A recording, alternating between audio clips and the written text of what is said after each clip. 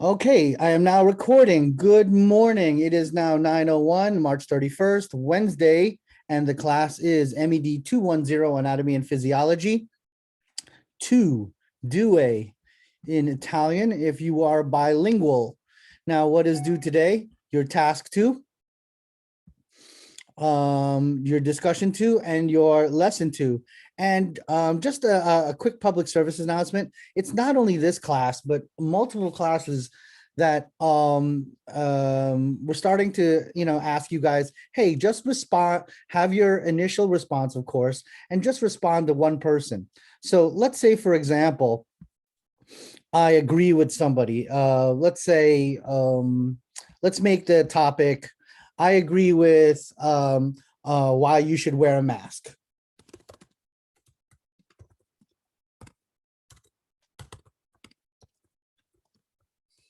Okay, now it goes, I'm going to find something that's what? See this? Add. I'm not going to look at that.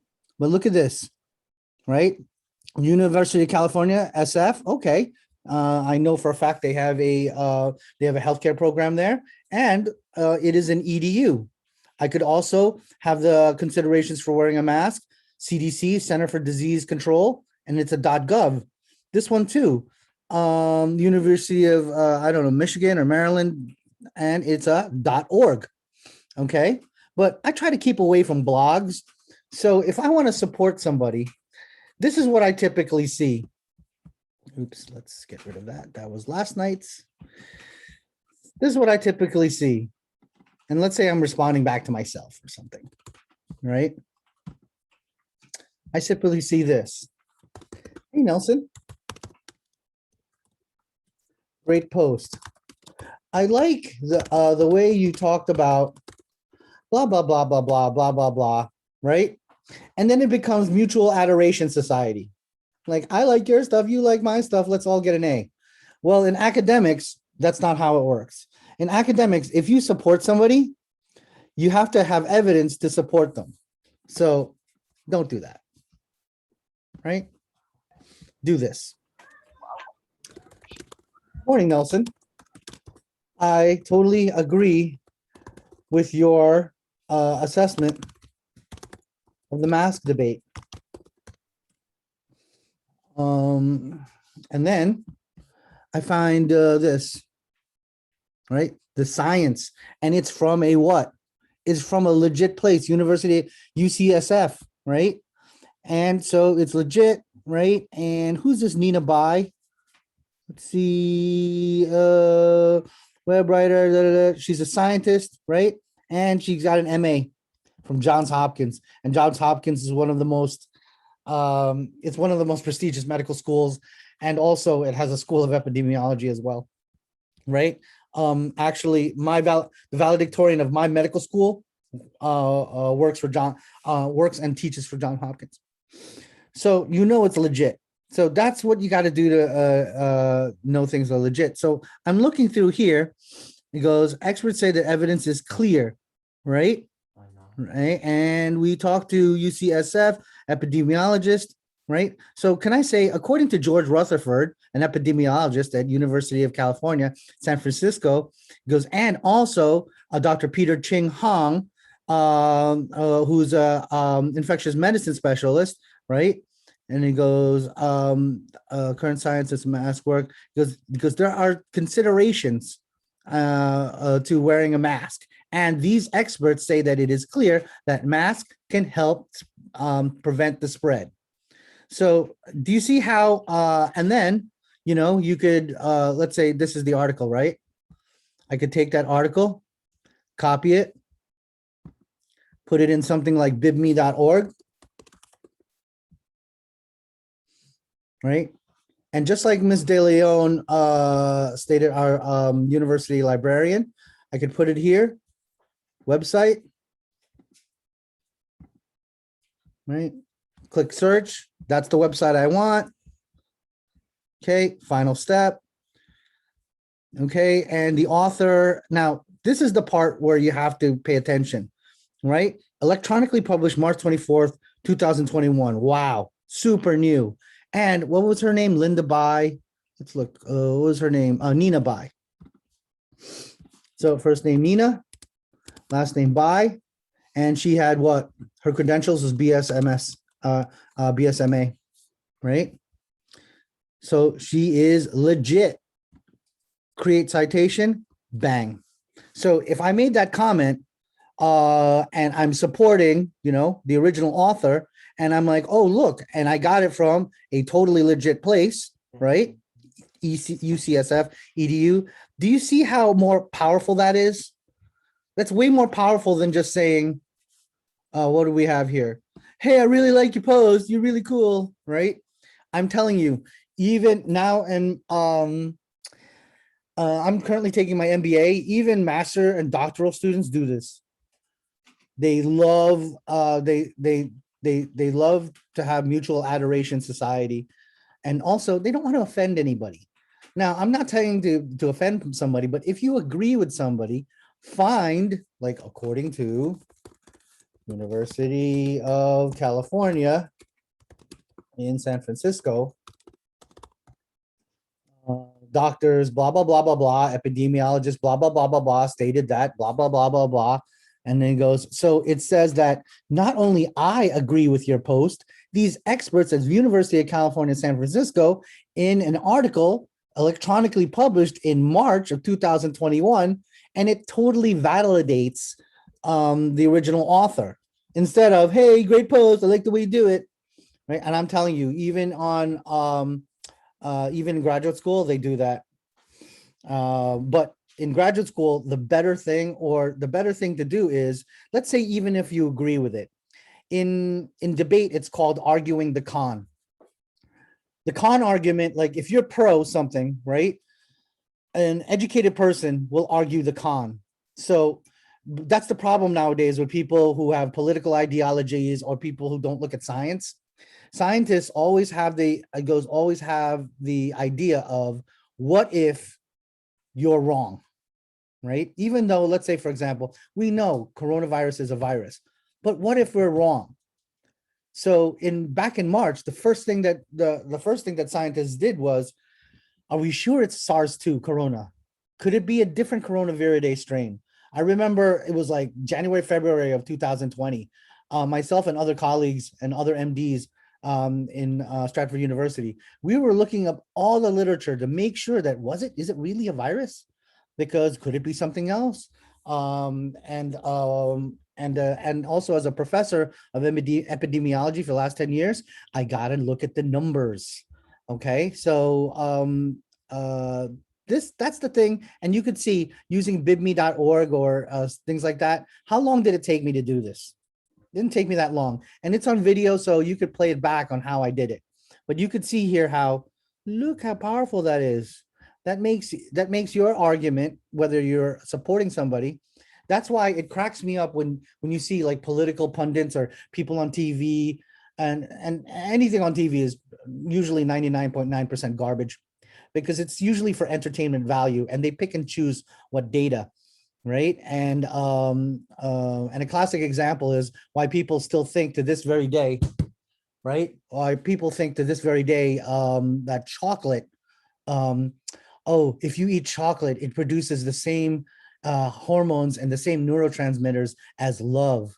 What the hell, right? And that's a different topic altogether. We could talk about it another time. Back in the late 70s, early 80s, some reporter found some obscure medical research that said that chocolate initiated dopamine receptors, and dopamine is what? The neurotransmitter for good feelings. And then the original author equated good feelings, dopamine, and love, and the month of February and the date of February 14th with, hey, chocolate makes you feel love. So do you see all the horrible skips there? And it's the same thing. Look at the all the stuff that's going on now, race baiting, extreme political ideology. It's the same thing. It's saying things without evidence. But we're scientists here. We don't say stuff regarding. Now, did you see that quick look that we did an article, and you could look at it as well? It says nothing in there that says it will prevent the virus from going into your body. There's nothing like that, right? But it will do what? It will minimize the spread. And if you recall your chain of infection, right, there are also other things, including wearing your PPE and social distancing and things of that matter. But remember, the lay public, they're not stupid. It's just that they don't have our training, and our training states that we always try to look for the evidence. So of course, what's due today? Task 2, discussion 2. Lesson 2 is not due today because if you saw everyone who was at my lecture, no, wrong class. Let's look at lesson 2.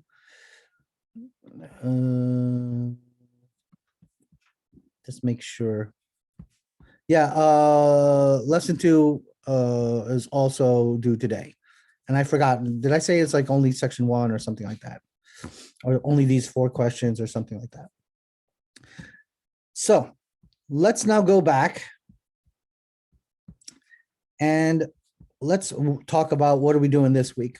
So we talked about immunity, and I just mentioned how the CDC and other medical professionals, we're always trying to get mental health issues because your stress. Now, everything in this world needs to be in balance. You can't have a totally stress-free life.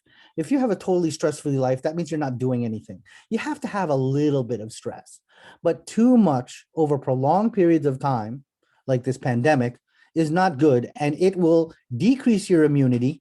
And if it decreases your immunity, then you are now a susceptible host. If you're a susceptible host, then you're going to get sick. So I always love quoting the current data in our school.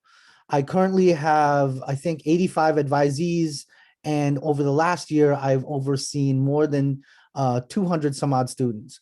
Out of all the 200, there are currently only 9 students who were who formally and also showed us that they were COVID positive. All 9 have kids. All 9 have high-risk members, including children, in their family, in their household. All 9 work in the field. All 9 adhere to strict PPE. So how did they get it? Well, after interviewing all 9 of them, guess what? All 9 of them work more than 40 hours and have full caseloads. All 9, their GPAs are lower than usual. They're all passing, but their GPA is lower than it was last year. So there's evidence now, again, back to numbers, that stress is affecting their life. Oh, by the way, all 9 were not hospitalized.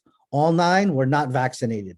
It goes, all 9 recovered within the 14-day period and then produced a negative result. The age range was from 28 to 51. Okay. And so when you look at that data, right, it's telling you that stress is kind of important. And also just talking to all of them, they're like, hey, yeah, Dr. Garais, they had me on double shift, and, you know, my kids and this and that. And you put all of that together. So this goes back to what I was talking about before, that you have to, hold up. I'm hearing some background noise. Hey, can you, thank you. So, or get headphones, get your sister and get headphones. Okay, thank you. So, stress, especially in the long term, is considerate. So let's look at, because that's what we're going to show about today. We're going to show of the endocrine system and how the chemicals in our body affect growth, affect behavior. How do they signal? What are these chemicals? And they're called hormones. And so you're going to need to know the hormones and their functions. And we're going to start off with this video and this concept. We now understand that there's a complex biochemical link between stress, the immune system, and illness. When we're stressed, the brain causes the release of chemicals which go through the bloodstream and activate the adrenal glands. The adrenal glands, in turn, give the body a shot of some very potent hormones, adrenaline and cortisol. Both give us a boost of energy. Okay. So now adrenaline is known as epinephrine here in this country. So when you're looking at later today, there's several things that in every hormone system, endocrine system, you need to know. First, you need to know its source. Then you need to know the hormone. Then you could see its target, and then its function. So the source, of course, is the adrenal gland. Okay. The hormones they're talking about, there are two of them. They're talking about adrenaline, which is epinephrine.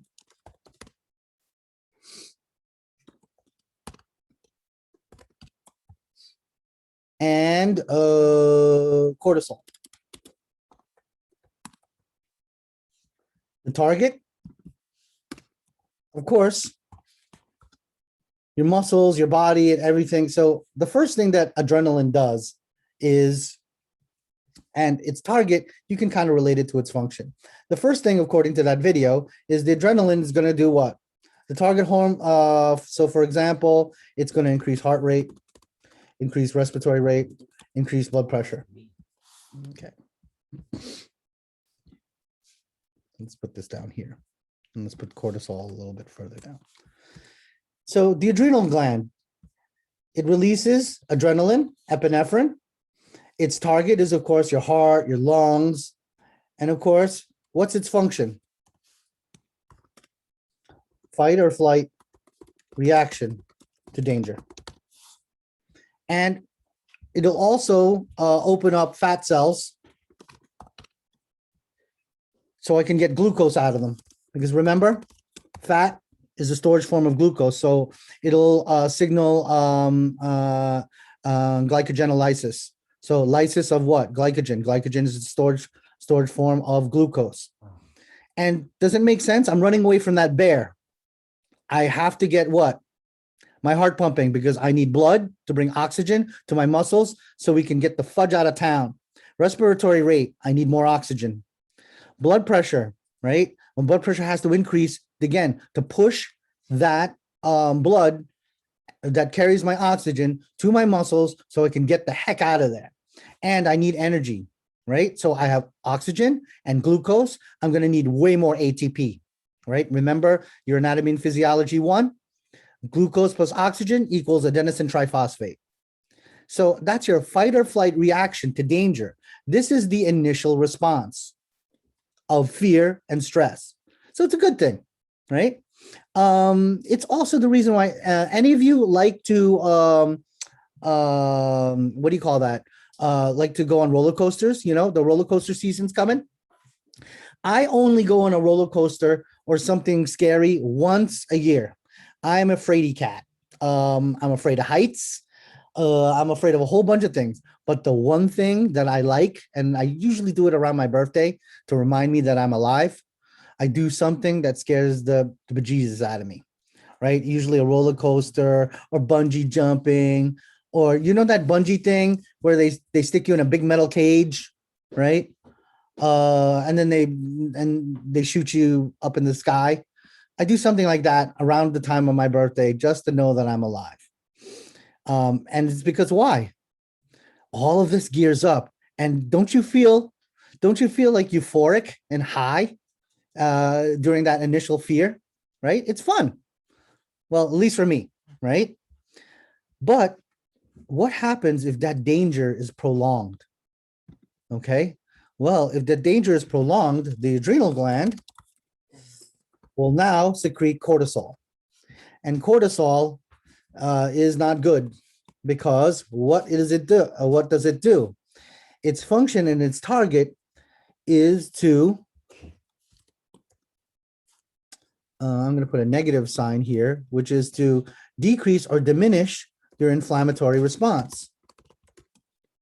Because I need this extra energy to have fight or flight reaction, right? I'm either going to fight that bear, which is not a good idea, or flight, I'm going to run like hell, which is a really good idea. Oh, by the way, you see in the bear in the woods, especially a baby bear, run like hell. Used to hunt when I was a kid. First and only time I saw a bear, it was a good 100 feet, 150 meters away. That thing caught up to us, and it was disturbing. They can run up to like, I think something like 25, 30 miles per hour. Don't quote me on it. It felt like they were running at like 100 miles per hour, and me and my cousin were just booking it out of there. And we were armed because we were hunting. But man, you think that 30-06 is going to put down a bear? No. And I had what, 22 rifle. I was 14. So what's coursing through my blood? The hormone adrenaline, also known as epinephrine. And what is it doing? It's increasing my heart rate, respiratory rate, blood pressure. But, right? Now let's talk about the prolonged abuse of my cousin, right? He was the older bully that I've never wanted. And all day used to scare me because remember, I'm a fraidy cat. I'm afraid of ghosts. I'm afraid of water. I'm afraid of a whole bunch of things. So he used to try to drown me. So over the course of a summer, when I have to spend time with my cousins, the adrenal gland wall will have cortisol and then diminish my inflammatory response. So in essence, what will it do? It will make me immunocompromised. Right? My immune system will be down because if you recall your anatomy and physiology 1, your inflammatory response was one of your innate, non-specific immune responses. It's going on all the time, right? To sequester and to defeat foreign bodies that are just following around in your body. So that message from Dr. Fauci a couple of months ago to watch your mental health. And also it's kind of related to what's going on nowadays. Me personally, I don't, stop Asian hate thing. I don't think it's also statistically, it doesn't look like, I mean, if you lived in New York City, I can't tell you how many times just hanging out at the bus stop, random dudes or dudettes would just come up and just assault people. My wife's I think she was her first month in New York City when she first moved here. Some woman randomly spit on her and slapped her in the face while she was on a public telephone. And she was traumatized for it. But again, what would happen if I already have a pre-existing mental state or a mental pathology, and over the course of time, I am now stressed out because of this whole pandemic? I got no job or no stable job. Everybody on the news is telling me we're all going to die. So what's going to happen? Cortisol is going to get released, decreased inflammatory response. Now I'm immunocompromised. Do you think being immunocompromised or being sick now will predispose you to COVID, predispose you for mental issues that that maybe previously were under control, now that are not under control? And that is the only difference between, because let's all admit, all of us are a little kooky, myself included, right? But at the end of the day, do we brush our hair, brush our teeth? Sure. Do we go to work? Yeah. Do we go to school? Do we do our homework? Yeah. And also, you guys know, even you could be in church and you could have horrific thoughts, but a normal person keeps those thoughts in their head, right?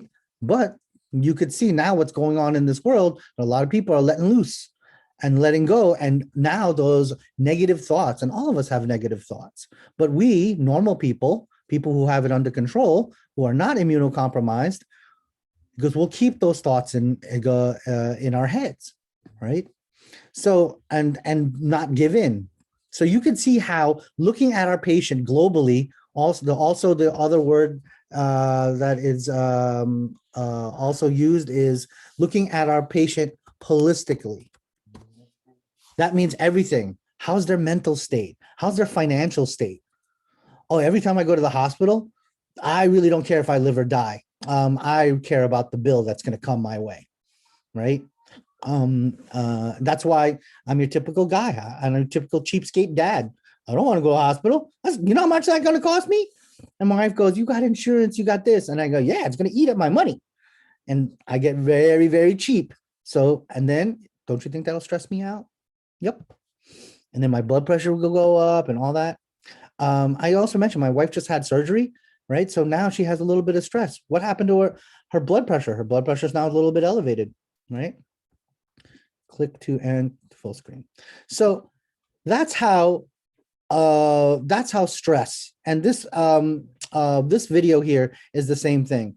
And that's how our cells and our body, our hormones, which is the chemical, communicates with our body to keep us in check. And if you're in danger, right, you want that stuff to happen. But again, prolonged. Now, what is this fight or flight they keep on talking about? Now, this is a precursor of the autonomic nervous system. We're going to talk more about it in like week 8, I think. So the autonomic nervous system, auto means self. And let's look at it. You could sit and memorize. What's this? Here we go. Here's a nice picture. You can sit and memorize all this stuff, parasympathetic and sympathetic division, or you can look at it this way. The sympathetic division is the fight or flight stimulus, right? If you're in a fight, or if you have to run away from something that's evil, right? Like let's say a bear. It's not evil. It's just, just doesn't want you in its woods. And definitely, even if you're armed, it's his or her woods. And especially if baby bear is around. Oh, I don't want to know about baby bear. So what will happen to you if you're scared and you're running? Your pupils have to dilate, don't they? Because don't you want to see all avenues of escape? Don't you want to see where all the punches are coming when you're in a fight? Now, you could sit and try to memorize all the GI reactions, but all the GI reactions are you thinking of having a ham sandwich when someone's about to beat the crap out of you? No. So all your GI will be inhibited. You'll get dry mouth, right? That's why when you get nervous, right? Don't you have a hard time like swallowing and right? Because you're nervous. Your lungs have to be what? Opened up. Dilation of your bronchial tubes, right? Of course, your heart rate has to go for the reasons that we talked about. I need that epinephrine. I need that adrenaline. I need to sequester oxygen and glucose into my system, right? And of course, the adrenal gland is located above your renal, above your kidneys, okay? So it's going to release epinephrine and norepinephrine. They're cousins. But epinephrine is the one, is the adrenaline, right? Stimulates glucose release out of your liver, right? And inhibits all this other stuff, right? And just a little side note, it promotes ejaculation. And actually, for sexual function, you kind of need both, sympathetic and parasympathetic. So think sympathetic, think fight or flight. And that's what hormones can do to us. Now, what is the exact opposite? Because we're a seesaw, right? We're a balance sheet, if you will. If you have one side, you got to have the other side. So the other side is your parasympathetic division. And the parasympathetic is more about feed and breed, right? And breed, when you're libidinous. And what's a little bit vulgar word for the word libidinous? When you're feeling a little horny, right? So hungry and horny. You could also look at it that way, right? Whichever which way, vulgar or not, how to remember it. So fight or flight, hungry and horny over here. So what happens when you're hungry, right? You don't need to see stuff, right? Why do you think a lot of restaurants they have nice mood lighting, just enough? And then what happens when you go in the restaurant and you smell the food? Hormones will stimulate saliva production, right? You don't need to breathe too much. You don't need a lot of heart rate, because your body now is doing what? Is getting ready for your GI. And see all this green? All your gastrointestinal stuff is going to be green lighted. It's going to go, right? And it also promotes the erection of genitalia. That's why if you have hypertension or you're nervous or you're scared, then you're going to have erectile dysfunction.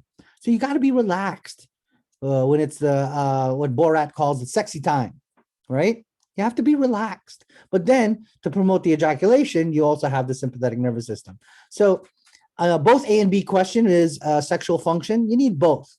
Okay. And doesn't it make sense? Promotes erection of genitalia. So it's going to decrease my blood pressure, decrease heart rate, constrict my pupils.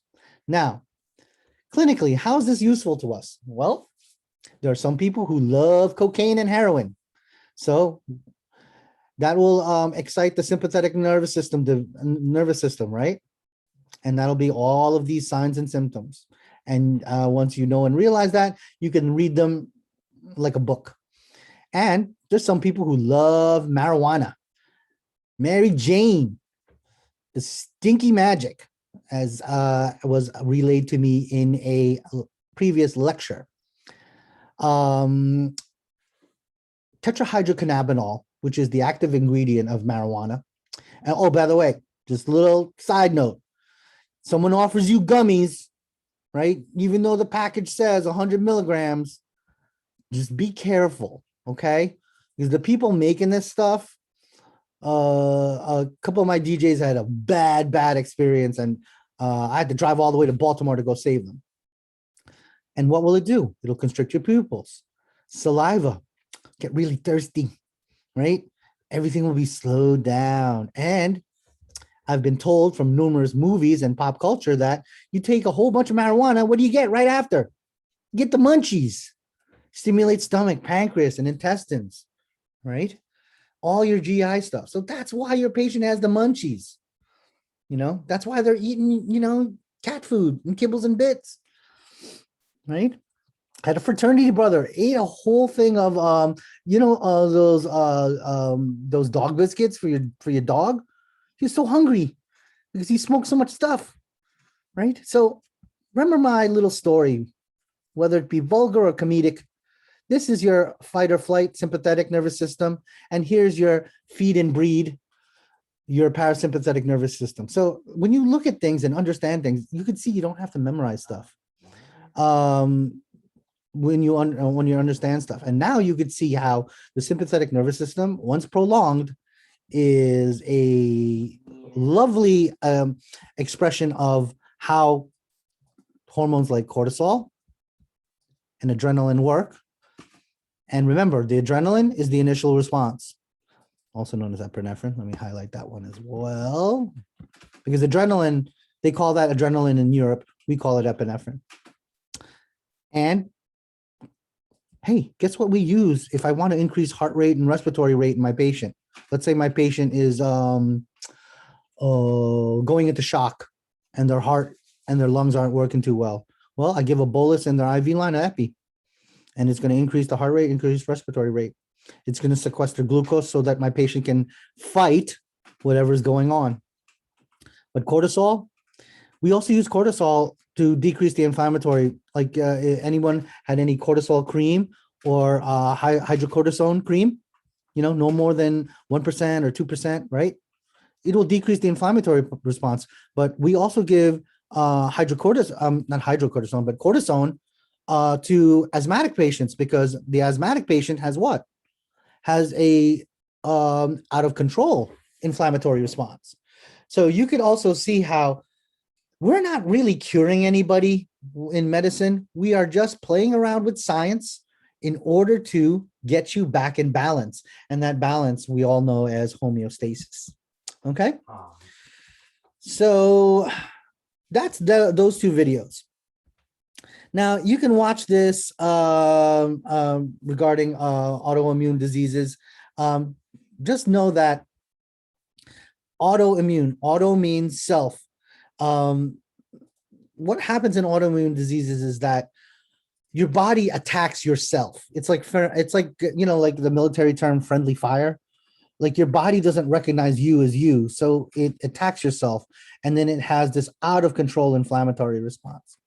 So watch this video at home, because I want to get right into the endocrine system, and this is a lovely video here. And if you look, don't do this endocrine physiology lab, but there's lovely notes in it. If you look at here, and they're like the smaller version of what your book does. Okay, and it lists all the hormones, where they're located, what's their target, and what's their function. So these are nice quick notes. But let us now go to, since we got this lovely free book with us, let's go to chapter 17. And this is the front page of your course shell. Open Stacks, open this up, table of contents, and we look for chapter 1-7. So as we stated before, your endocrine system is a bunch of hormones, a bunch of chemicals that signal your body to go do something. And the way it does it is endo, within, crin means to secrete. So where are you secreting? You're secreting within your blood, right? And specifically the fluid part of your blood. And those chemicals are called hormones. And these hormones, right, is a chemical messenger. Now, here's some examples. Neurotransmitters, right? And of course, hormones themselves. Now, versus the neurologic system, it takes a while for the hormone to be secreted into the blood, to travel through the blood, and then hit its target tissue. It takes a few. So there's like a time lag, okay? And unlike the neurology or the nervous system is fast. So let's say I have a signal. So I take a pin and I poke you in the finger. You're gonna feel it when? Immediately. But endocrine system, once the stimulus happens, it takes a minute or two to get through the system. So it is not a fast system. But the neat thing about the endocrine system is it has prolonged effects.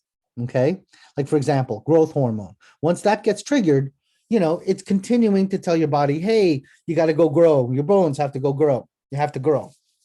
But the nervous system, once I stop poking you with that pin, you'll cease to feel the pain, or at least the brunt or the majority of the pain. So we could see here, right?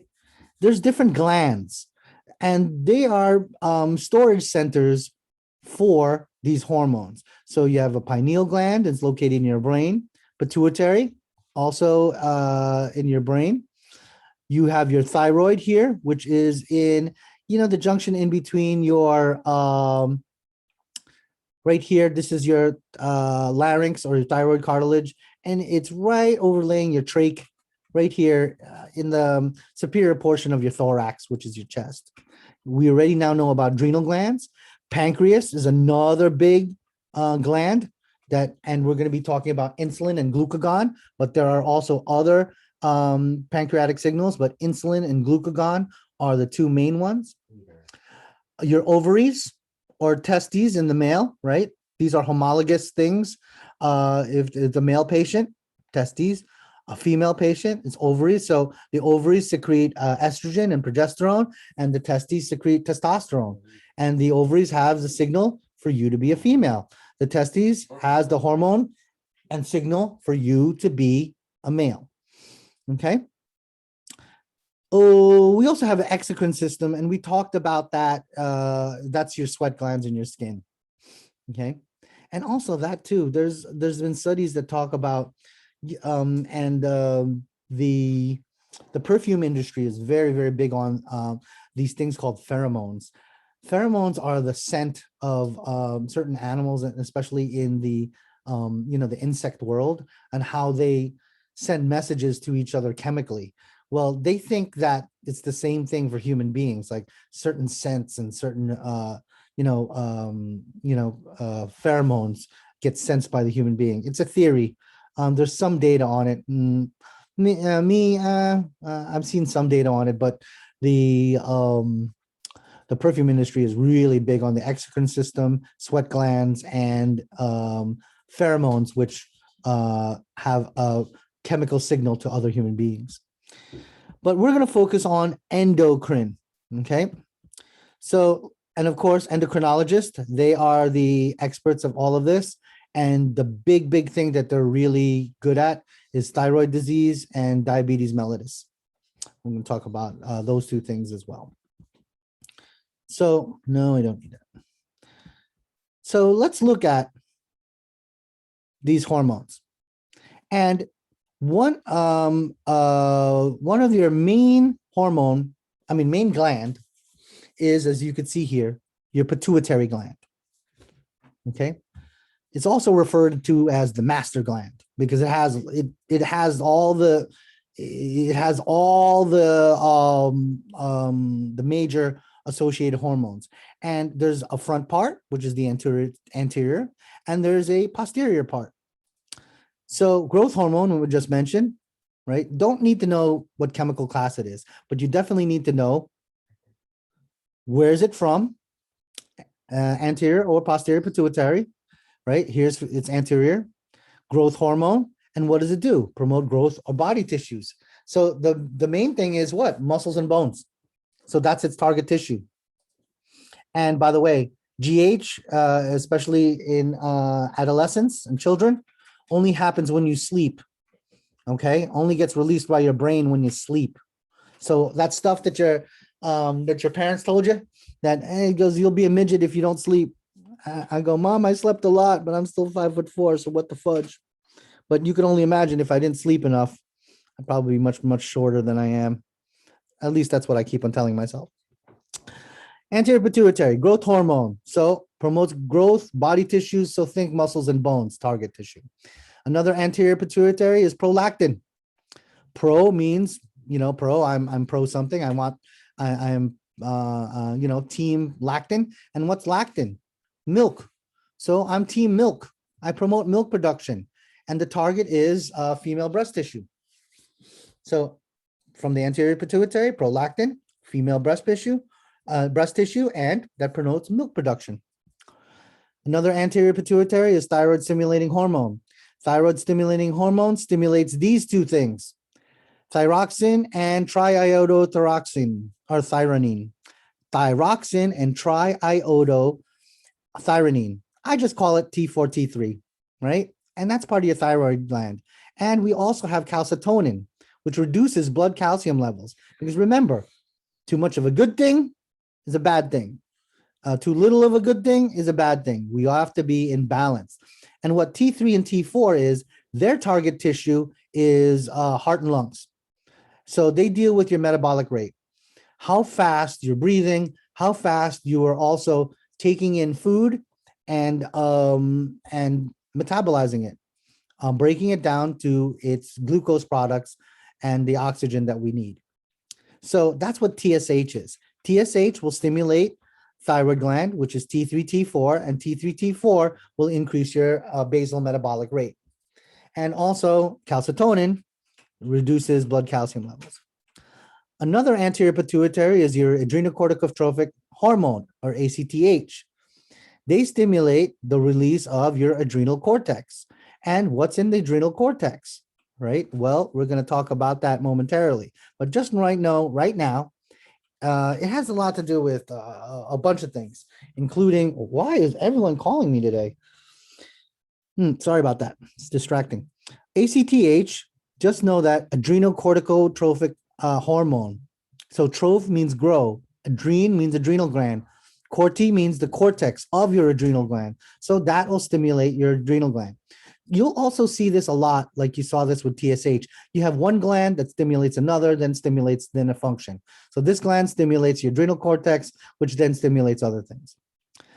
FSH, follicle stimulating hormone. It produces gamete production. So in female people, right? FSH promotes your ovum or your egg. And in male patients, it will promote sperm. So that's FSH. LH, luteinizing hormone. It stimulates androgen production. So luteinizing hormone androgen is all the stuff that makes you a guy. But LH and FSH together in females stimulates ovulation, the release of that single ovum every month. And that's how you get pregnant. And we're going to talk about that week 9 or week 10, the specifics of the female reproductive system and ovulation. So FSH plus LH, think ovulation. LH alone in a male patient, think androgen production. So what are androgens? Anything that makes a guy a guy. So, Adam's apple, typical weight distribution, facial hair, chest hair, right? And so all the things that, make a guy a guy. So if you put a male hormone or androgens in a female, what will they then produce? They will then produce male or androgen-like properties. So if you really take a look at a lot of these CrossFit, these women who compete in CrossFit, it's aside from the fact that they're all jacked up and they have, these huge arms, which is not normal for the female form, but look at their face. Also look at their voice. Their voice, I'm sure that wasn't their original voice. And me being a gym rat, I used to have a couple of friends about 10 years ago. They were amateur female bodybuilders, and they were trying to tell me that they weren't on any steroids. And over the years that we have known them, both of them, they had jutting of the jaw. They have, it's called a nuchal prominence on the back of their head. It starts getting like it's extended and solid. So you start looking like a cave person. And then the one thing is, of course, all the muscle mass. And again, too much of a good thing becomes a bad thing. And what they don't know, they're ruining their liver and they're ruining their kidneys and their adrenal gland. But hey, the things that we do for vanity, right? The things we do for ego. I mean, I'd love to be jacked up and have like 4% body fat, but come on, there's a price if you use chemicals to do it. Oxytocin, antidiuretic hormone. Now we are in the posterior pituitary, and there's only two hormones. They are ADH, which is antidiuretic hormone, and oxytocin. ADH, if you look at the word antidiuresis, it means anti or against what? Peeing. So if you're not going to pee, what are your kidneys going to do? It's going to keep the water. So ADH gets released when you're like, you're in the desert and you have no water, or you're at a music festival and don't want to pay $5 for a bottle of water. You're going to want to keep your water, so you're not going to want to pee, and that's ADH. Oxytocin for any of you on this who had what do you call that? Labor induced. You guys remember that lovely drug called Pitocin, which is an oxytocin derivative, and we call it a pit drip. And the second we put that in you, what happened to your uterine contractions? Boom! It was like night and day. It went 0 to 100, didn't it? Anyone on this call? Anyone here? Oh, there's not only two of you. What happened to the third person? Nobody? Nobody ever experienced that? Wow. It will increase the contraction so that baby can go what? Baby can go out. Thyroid, we already talked about. Let's talk about the parathyroid. Now, look at the word para, alongside. So it's near or alongside the thyroid. And what does parathyroid do? Increases blood calcium levels. So if the thyroid reduces the calcium levels, the parathyroid will increase calcium levels. And these two work together to balance the calcium levels. Adrenal cortex, aldosterone, adrenal cortex, cortisol, cortisone. Now, remember I told you about ACTH? In your anterior pituitary, ACTH will then want to do what?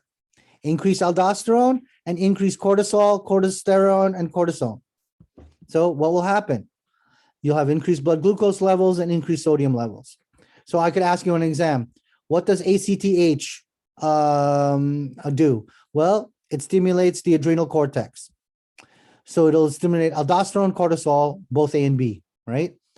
Where's ACTH from? Anterior pituitary. Where's aldosterone from? Adrenal cortex. What's the function of cortisol? Increased blood glucose levels. And also, what else do we all know about prolonged cortisol? Prolonged cortisol also does what? Decrease inflammatory response, therefore decreases your immune system, therefore makes my patient immunocompromised if it's prolonged. Adrenal, it goes now the adrenal medulla. That's where the epinephrine, norepinephrine, fight or flight. Doesn't that look like a beautiful both A and B question? How's this? All of the above question. I might be giving away this question because it sounds familiar to me. Which of the following stimulate fight or flight? Epinephrine, norepinephrine, adrenaline, D, all of the above, E, none of the above. It'll be what? All of the above, because epinephrine, norepinephrine, and what's epinephrine known in Europe? It's known as adrenaline, right? And it makes sense. Adrenaline, adrenal, right? But this is medullary, or the medullary portion of your adrenal glands. Oh, by the way, hint, do you guys remember your anatomy and physiology? Your renal gland, your kidneys also had a cortex. Your kidneys also had a medullary area. Hint, so does your adrenals. Pineal gland, melatonin. It regulates your sleep cycle because your pineal gland is a vestigial organ. It's somewhere deep inside your brain, and it senses day and light. So that's why people take melatonin when they're on a long flight. Me personally, didn't really help, but is what it is. Every time I go to the Philippines, it's like a 24, 27-hour flight, some ridiculous number because, I'm cheap and I want to take the cheapest flight. If I could ride on the wing, I could. If I could put my kids in storage, I would. But you got to regulate sleep cycles on such a long journey. And some people take melatonin so they don't get jet lag, but that's your pineal gland. Now, let's talk about pancreas, insulin and glucagon. Right? Your insulin gets released when you have a big meal because I want the glucose to go inside the cell where it can be used because glucose in the outside of the cell will cause lots of damage. Now, when I am, you know what? Let's take this because I'm talking a lot about this. It won't let me take notes. Yeah, you know what I have?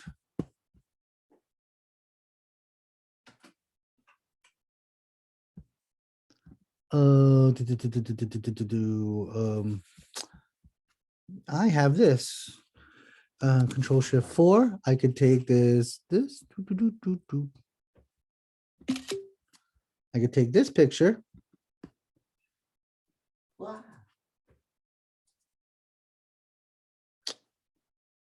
Oh, I just want to.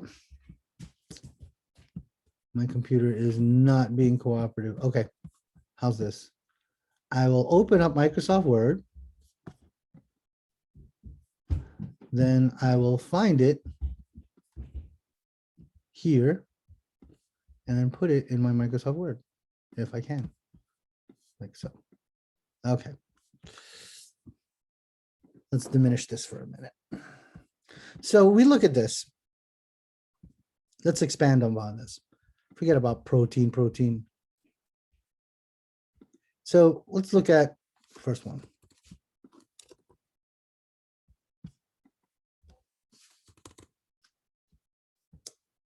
Get the font nice and big. They're both from the pancreas. So let's look at insulin. Insulin will then open up and let's channels, glucose channels, so that glucose goes inside the cell. And we know we need glucose and oxygen to make ATP via the mitochondria inside the cell. So that's its function. And it's from the pancreas. So the target is all cells. And when do you have insulin? You need insulin right after a meal or right after you ate something. Now, what's glucagon? Glucagon signals to fat cells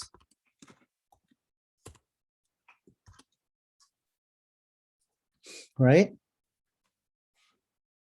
Break down and release glucose. Glucagon is anywhere from like, if you haven't eaten for around, it's when you're hungry for about 10 hours or so. You haven't eaten anything for around 10 hours. So the glucagon is going to tell your fat cells, and the fat cells is the storage, and they're located in your liver, the fat cells in your liver, break down and release glucose. And that breakdown and release of glucose is glycolysis.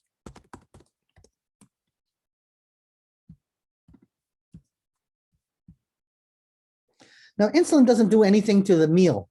Remember, we eat, right? And then we have enzymes and all these things, and our stomach breaks down the food, and it breaks down the food into what? Glucose, the 6-carbon sugar, which is basic. And then, of course, we defecate or we urinate out anything that we don't need. What we definitely need is glucose. And that's why, you're not you when you're hungry. You need energy. So after, you eat and you break down and glucose is floating around in your blood because you ate something or you drank something, right? Then insulin gets released from your pancreas to open up your cells so that the glucose can go inside the cell, so to make ATP, so we can utilize the energy from the breakdown of the food we just ate. Does that answer your question? It doesn't really do anything to the meal. It does something. It only allows the glucose that's floating around after the meal to go inside. What do you call that? To go inside the cell so it can be utilized, because you don't want that glucose outside the cell. It causes damage. And we're going to talk about that and diabetes mellitus in a minute. Now, glucagon, let's color that in another color, and then it'll be green. Glucagon is released when you're hungry. It tells your fat cells in your liver, hey, break down and release glucose, because you know what? I need some energy, man. I haven't eaten anything in like 10 hours. Now, the bad thing is glucagon, if you're in a starvation state, like 12 to 14 hours plus,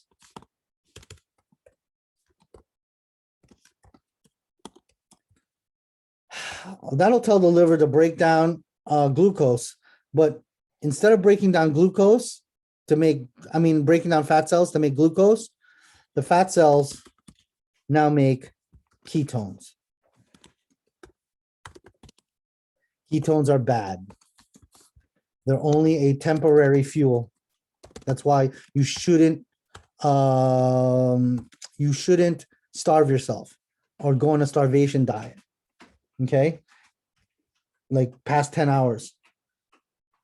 Because ketones are neurotoxic. And that's why you're not you when you're hungry. Right? Just like the Snickers bar commercial. That's why you're going to have a hard time concentrating. Have either of you not eaten for a couple of days, maybe because you were sick or, for whatever reason, you were sick or you got lost or got in trouble? One time we were on patrol. We missed our extract. We missed our helicopter, and we had to walk home.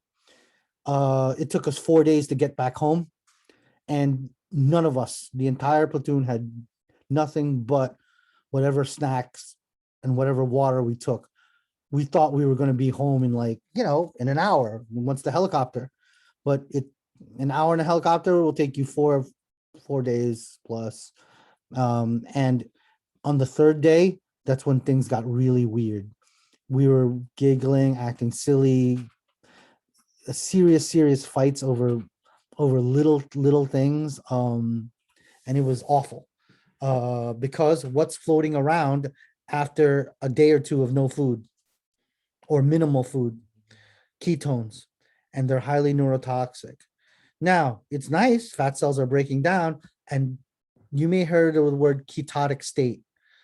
That's why I don't like the old Atkins 1 or even the new Atkins 2 and Atkins 2 modified diets. They're promoting a ketotic state, and you now know here that it's not a good thing. What's better, right? What's better is to they call it intermittent fasting, right? And it's less than 10 hours. Like you don't eat, you don't have to eat like, and also the other strategy of eating smaller meals instead of larger meals and broken up during the day, right? Either way, it requires lots of discipline. So what kind of questions could I ask? When does insulin get released? Right after a meal. When does glucagon get released? When you're either hungry or starving. And the definition of starving is greater than 10 hours with no food. Okay? Now, if it's less than 10 hours, then the glucagon signals fat cells in my liver to break down glycolysis and to release glucose so that glucose can be utilized for fuel. And both of them are from the pancreas. But if it's greater than 10 hours, 12, 14, like a day or two, that's bad. The fat cells will break down into ketones. Ketones are not good. They're temporary fuel. Now, how does this relate to diabetes mellitus? Well, diabetes mellitus, there's two types, right? So you have, let me see, someone has a question. Oh, neurotoxic. What's the word neuro? Brain, right? Toxic means what? Poisonous. That's why you get loopy and it's hard to concentrate. Around the third day, we were laughing at like stupid things. I don't know, and singing Mickey Mouse songs. Just think about the last time you didn't eat. Like maybe you were sick and you didn't eat for a day or two. Then you get weird. The personality changes. You either hyper irritable or you started acting like you're drunk. Slurred speech, a whole bunch of neurologic, negative neurologic symptoms. We had, I think it was like 2 or 3. It's called ND, negligent discharge of their weapon. Dude just let go of his weapon and started shooting. And when we grabbed him, he was giggling and he was like, "Oh, sorry, my bad." We were like, "What are you, crazy? You could have hurt somebody." And he was just giggling. I got into a knife fight over it was like a Snickers wrapper, or it had to be a Twix wrapper because I'm addicted also Twix. And someone accused me of hoarding food and not sharing it. And when we were in the infirmary, when we all got back, because we all had exposure, we also didn't sleep for a couple of days, trying to get home. And the guy who tried to stab me, he was like, someone told me I tried to hurt you. And I'm like, yeah, you did, man. And I go, but it's cool. And he was like, I don't know, I don't remember it. And I go, I remember it. And I go, you said I was stealing food. And he was like, what? And I'm like, yeah. I even forgot his name already. It's been 30 plus years, but yeah, that dude wanted to kill me. And he was okay with stabbing me with his knife. And I just defended myself. Thank goodness my friend stepped in, because I would have gotten stabbed. And then when I think about it, I'm like, wow, the ketones, and it affected his behavior.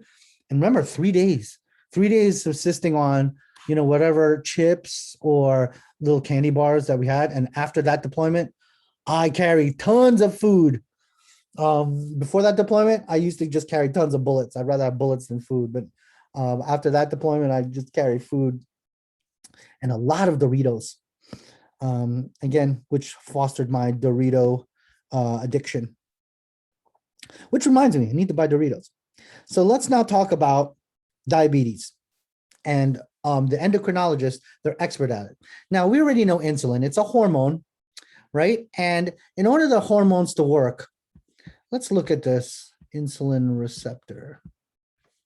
Let's go back to this. Let's look at the insulin receptor.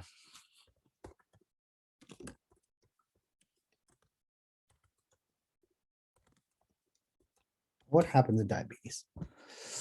Because a picture is worth 1,000 words. So this is what insulin does. Insulin here is this triangle. It fits in the perfect shape here in this triangle, and that's the insulin receptor. The insulin receptor then does what?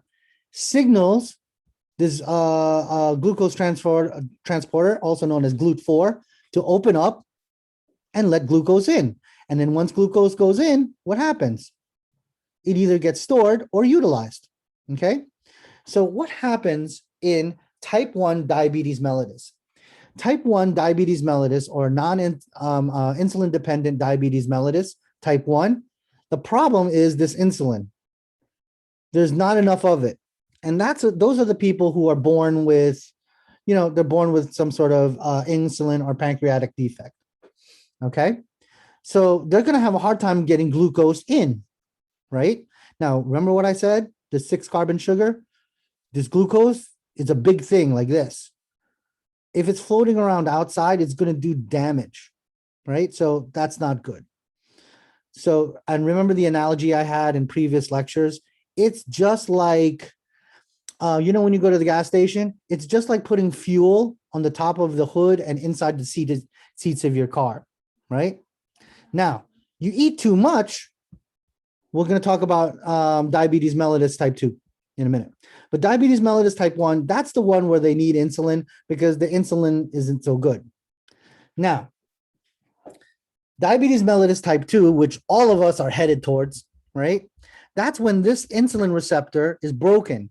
So you gotta look at hormones like a key and the receptor like a lock. What happens if I eat way too much, which is Americans what we do, right? We eat Doritos, we eat garbage all day. What happens if I keep on using this insulin too much? Bang, bang, bang, bang, bang, right? I'm going to ruin this insulin receptor. I'm going to burn this insulin receptor out. Remember I told you guys, and if you guys heard this story before, just bear with me. Dr. Lee used to be our resident nutritionist. She used to teach for culinary. And she was the one telling me that, hey, monitor your intake level and let's see how much you eat on a typical day. I can eat anywhere from 6,000 to 8,000 calories a day. And then she reminded me, Dr. Garais, do you know you only need 900 to live? Why are you eating so much? All right. So she was telling me no matter how much you work out, this glucose is going to be too much. And I'm setting myself up for what? Diabetes mellitus type 2. So diabetes mellitus type 2 is what? It's the insulin receptor that's broken. And if you eat too much, what happens? I keep on trying to jab insulin in here, right? It's going to ruin this. It's going to burn it out. And it goes, your GLUT4 transporter, it's also going to burn out. But the good thing with me is there's these two other doors here, GLUT2 and GLUT3, which is glucose transporter 2, glucose transporter 3. Guess what? That opens up when you work out, when you reach and maintain a maximum heart rate. So working out is good. It puts the glucose inside the cell where it belongs. Another thing that you have to do is you have to reduce your intake, because where did we get the glucose in the first place? All the food that I ate. And we as Americans, look around you, because there's very few people in shape in this world, right? Even in the gym, because myself included, I must have gained like what, 40 pounds. Why? I'm eating way too much and I'm not doing enough exercise. And what is it doing to my insulin receptor? Now I'm pre-diabetic, meaning that my insulin receptor is already damaged. Now, what am I doing now? I'm trying to decrease my intake and increase my workouts so that I don't have to use this insulin receptor as much. I don't have to. So that's diabetes mellitus type 2. This is damage to the insulin is diabetes mellitus type 1. And now you could see, if you have diabetes mellitus type 2, the lock is broken. I could give you all the insulin in the world, right? But insulin isn't the answer. What's the answer? The glucose and getting the glucose inside the cell. So that's number 1, number 2 management for diabetes mellitus type 2 patients, also known as non-insulin dependent diabetes mellitus. Hey, by the way, look around you, especially now. The kids in the last couple of years don't even play outside. Kids don't even work out. Because my children are one of the few children in the gym. But guess what? They have to go to the gym at least 3 times a week. My daughter goes, what, 5? Because why? All day, all they do is sit on a computer screen. Everything in their social life is on a computer screen. Just like me, everything, my whole work, my life, my business, everything's on the screen. So I have to go out and go do something. Even the baby, our babies, they have to go outside and they have to go run around. I even serve them breakfast outside, since it's been nice lately. Because what am I doing? I'm increasing, right, the GLUT2, GLUT3 glucose transporters to get the glucose in, so that they're not using a lot of insulin and they're not using a lot of their insulin receptor. Does that answer your question? So you have diabetes type 2, right? You can't work out? Yes, you can. Find a way. And there's water therapy. Like, I used to say the same thing. I can't do anything if I can't run. Well, I tried aquarobics during the summer for a couple of months. It did something, especially when my bones are bad. So when my running gets to me, I still run. Well, it's more like jog walking. I do a lot of aquarobics, and you could see they even wheel people into the water via their. So if a person in a wheelchair can work out, you and I can work out. But if, let's say, they totally can't work out at all, well, what do? We have to modify their glucose intake, and we also have to give them meds to do what? To remove this glucose from our system. Like, for example, my wife, even though she works out daily, her sugar is still a little bit up. So her physician gave her gemfibrozil, and gemfibrozil gums up this glucose, so it won't go anywhere and won't do any damage. And then you get to, defecate it and urinate it out of your body. But the problem is it has a lot of GI effects like bloating, cramping. And there are times when my wife gets so bloated that she looks like she's pregnant, right? Now, that's a good question. The detection. There's a screening test. That's your fasting blood sugar. Now, your fasting blood sugar should be anywhere from 98 milligrams per deciliter to like 103. Now, if it's around 103 to like 109, that means you have prediabetes. So if it's greater than 109 and fasting, that means you haven't eaten anything in 10 hours. You come in early in the morning to get, the little prick on your finger. Now, that's just a screening test. It doesn't mean you have diabetes, but if your fasting blood sugar is abnormal, we make you do something called your oral glucose tolerance test, OGTT. Now, your oral glucose tolerance test, maybe for those of you who are pregnant or know somebody who's pregnant, that's that test that we made you take. When we take your blood and why am I doing it the hard way? Let me show you. This is the definitive test for diabetes mellitus. Why doesn't this look like?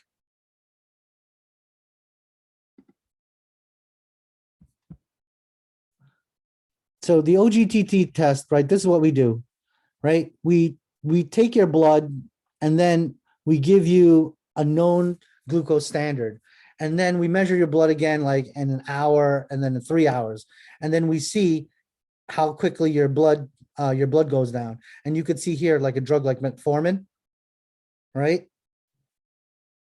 Which my mother-in-law is taking. You could see it can reduce it considerably. But if someone's diabetic, the glucose won't go down, and it's not a good thing. So that's the oral glucose tolerance test, and that's the definitive test for diabetes mellitus. Yeah, it's not fun. It tastes awful. I have to do it like every 6 months. I'm pre-diabetic. My OGTT is normal, but my hemoglobin A1C is garbage, and so is my fasting blood sugar is also garbage. I once fasted for a day to just see if my FBS would go down. My FBS is still at 107, 108. And I fasted a day, as in 24 hours, and it still didn't go down. And I was like, oh man, I'm pre-diabetic. And I've now been pre-diabetic for 2 years, but now what am I doing? The pandemic threw me for a loop because now I'm at home. I don't have to go out. I don't have to do anything. Uber Eats is really cool, and Grubhub and all that is really cool, right? And the thing you got to do is you just got to work out. You just have to do it. I'm now reading like self-help books because I need to motivate myself to go do these things because I got a lot of kids and and my youngest is a year old, so I better get myself on track because I always make the joke I'll be in my late 70s when my baby girl graduates from high school. So I better stay healthy, and it's hard. It's not easy waking up every morning and having eaten oatmeal. This is my second week eating oatmeal every morning, and I'm like, and eat plain oatmeal because oatmeal, guess what oatmeal does? It plant material. That's why salads are awesome and oatmeal is awesome. And the vegan lifestyle and the vegan diet is awesome because when you eat all this roughage, the majority of it ends up in the toilet. But as it goes down your gastrointestinal tract, it takes cholesterol that has fat with it. And guess what it deposits in your small intestine? Nutrients, cofactors, all these great things. But me, I'm a meatitarian. So I love meat. I love steaks. I could eat burgers every day. I think when I was a resident, I ate McDonald's every day for a couple of years, and I was okay with it. I liked it. It was nice. But now I try to get only eating McDonald's like once a week, and I don't drink soda anymore because I can't. And I try to, like if I get fries, I get a medium fries and I split it with my kids so I can have enough for the taste. But same thing with Doritos. I like when I'm watching a movie, like popcorn won't do it for me. Lay's low fat, low salt potato chips doesn't do it for me. I need real deal Doritos with all its salt and with all its fatty goodness. Do you know how much fat is in Doritos? You can use Doritos to light a campfire. That's how much fat is in Doritos. Okay, that's actually a camping trick. If ever you go camping, just bring a small bag of Doritos. You don't need lighter fluid. Get that and some little sticks. Easy to light that stuff up. Easy peasy. Now, let's see. You don't need to know what type of hormones. So this list that I went over, and there's the same list that's in the notes that I showed you earlier. It's good. And of course, we mentioned testes makes testosterone. So if I put testosterone in my little girl, what's she going to have? She's going to have male secondary sexual characteristics. So she's going to have hair. She might have hirsutism, which is hair on her face, hair on her chest, right? Now, of course, she's not going to have sperm production, but she's going to have like signs and symptoms of being a male. Now, ovaries, estrogen and progesterone. If I put estrogen and progesterone in me, right, what will happen? My voice will change. I'll have fat distribution on my hips more than it is on my stomach, right? And in my fraternity, every fraternity has a really, really big man. And that big man is our boy Tiny, right? And since he has so much fat, there's a lot of fat. I mean, a lot of estrogen in fat. So have you ever met somebody who's really, really obese? And my boy Tiny is what, 390, 380, and a good 5'8", I think. He's really, really big. And his chest looks like female breast tissue. And when he talks like Michael Jackson. Hey, what up, dude? Now, I didn't put it all together until I started teaching this course. He's got a lot of fat, so he has a lot of estrogens and progesterones, right? So he has a lot of female secondary sex characteristics. About 5-6 years ago, my fraternity had like we had a pledge drive, and then we rented out a boat on the Manhattan Sound, and we had so much fun. And of course, it's a hot summer day in the middle of August, and my boy Tiny took off his shirt, and we were like, put it back on, son. We're all gonna get arrested for sexual harassment because he had like man boobies. And it's because why? It's forming breast tissue because of the out of control estrogen and progesterone. And would you believe it? He's not diabetic. Would you believe it? His hypertension is nominal. He's that big.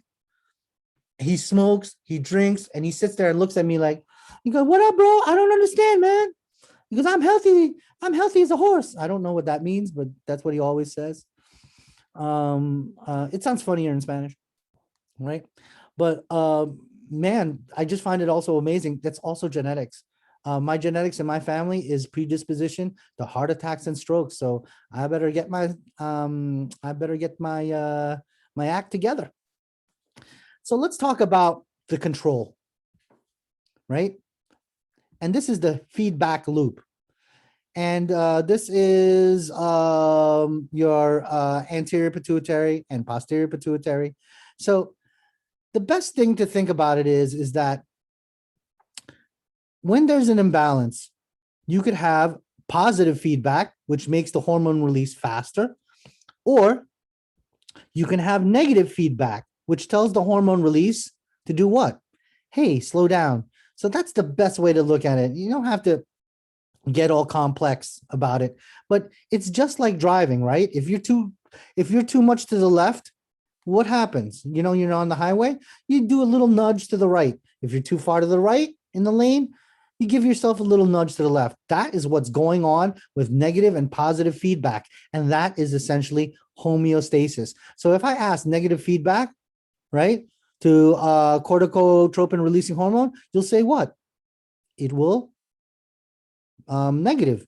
It will tell it to slow down. But positive feedback will tell it to do what? Ramp it up. You shouldn't complicate matters when you're looking at things like that. Here's yet another view of your pituitary gland, and it's the master gland. And whoever built us really smart, didn't they? They put something that important where? In the base of your brain, so that all these major things can do what? Can keep on going, even though, let's say, for example, a bullet went obliterated the frontal lobe of your patient's brain. Major, and remember here as well. Oh, not yet. We didn't have this lecture yet. But there's your breathing center, visual centers are here. It'll all will be protected. It's pretty smart. And you can see here, it's all have a ton of not only nerves, but it has a ton of arteries and veins in it. Okay, and the rest of this chapter is the chart. That chart is the short part of reading this whole chapter. That's why I love charts. I love pictures. It makes things a little bit better. See? So, like, here's an example. ADH, antidiuretic hormone, right? Right? Released in the hypothalamus, pituitary gland. We already talked about that, right? Then what does it do? Because its function is water imbalance, and it tells the kidneys, hey, hold the water, right? Oxytocin. What will it do? Female reproductive. Triggers uterine contractions, childbirth. And see the chart that we had, doesn't this look familiar? Just like the arrows that I drew for you guys for insulin and glucagon. Location of your thyroid. Ooh, anterior triangle of the neck. A lot of, not telling you how to kill people, but you know, you want to stab somebody? Don't stab them in the chest. It's hard to find. Your chest has all bunch of rib cage and a whole bunch of stuff. Right here in the neck is good. Right here, anterior triangle. Very, very bad place. Just kidding. Please don't do that. We save lives. We don't take them. Oh, Klinefelter's. Yeah. That is a genetic thing regarding, because what signals, that is what is called the primary sexual characteristics. That's either if you're XX and XY. So if you're XX, you're female, and therefore it will send hormones, for female, estrogen and progesterone. But if you're XY, you're male, and that will increase androgens, which is, of course, testosterone. But stuff like Klinefelter's, you have, it's called a super female. You have XXY. So you're going to have ambiguous genitalia, and you'll also have some hormone problems as well. But again, don't want to talk about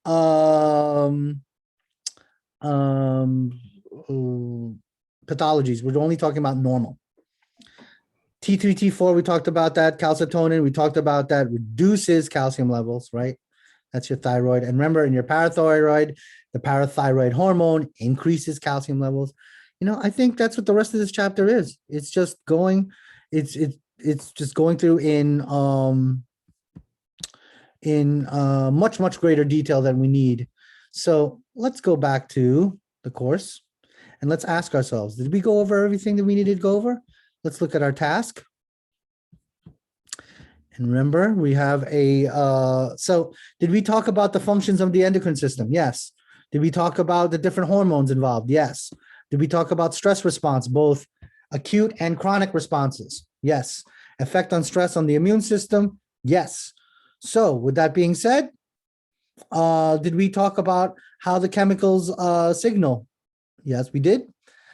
Specifically, the receptor, when we talked about diabetes mellitus. We know hormones and their function. That's that big chart, right? And other than that, it is at this portion of the show. Wait a minute. We'll just review real quick what's due for next week. Next week, what's due? Task 3, discussion 3. Let's see what's in discussion 3. Now, again, this is one of these things where antioxidants, everyone's telling you, oh, take, a jug full of selenium, right? It'll improve your thymus and it'll improve your joints and stuff like that. So pretty much find evidence. Is it true? 200 and 250 words, right? Short and sweet. What's the role of the thymus and how is it related to antioxidants? And if I eat a whole bunch of antioxidants, like in the form of multivitamins like selenium, right? Will it make my thymus, will it be good? And how do I combat, growing old? Because, as you get older, when I was a kid, I remember I used to go running in like 15-degree weather in nothing but, what do you call that? Wrestling singlet. If you ever seen one of those horrific outfits. Yeah, 15, 20-degree weather to prepare for the Christmas tournament. Used to do it every year since I was in 6th grade, all the way up to college. Never got pneumonia or anything. But when I got older, hit me like a ton of bricks. So these are the considerations you have when you're answering these things. So try to answer all the questions and try to do it in an orderly introduction, body, and conclusion manner. Now let's look at the lesson that's due for next week. Let's look at the application assignment. It's a case study in stress. I think it's a student that went a little cuckoo. Yep. So look at part 1, answers question 1 and 2. Part 2 answers questions 1 through 6. And part 3 answers questions 1 and 2.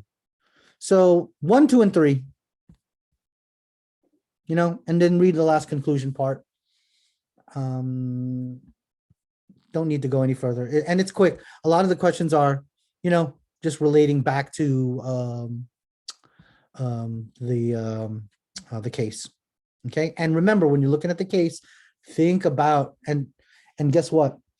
Guess when we find the most mental disorders and mental pathologies? Usually in mid to late 20s, when people are either getting out of undergrad to go to graduate school, or they're in graduate school or graduating graduate school. Because graduate school, there's a lot of pressure, right? And it's a different kind of way of learning. It's just, I don't know, a lot of it's brutality, in my opinion, just to see if you're good enough to have a master's degree. And don't get me started on what we do to you to get a doctorate.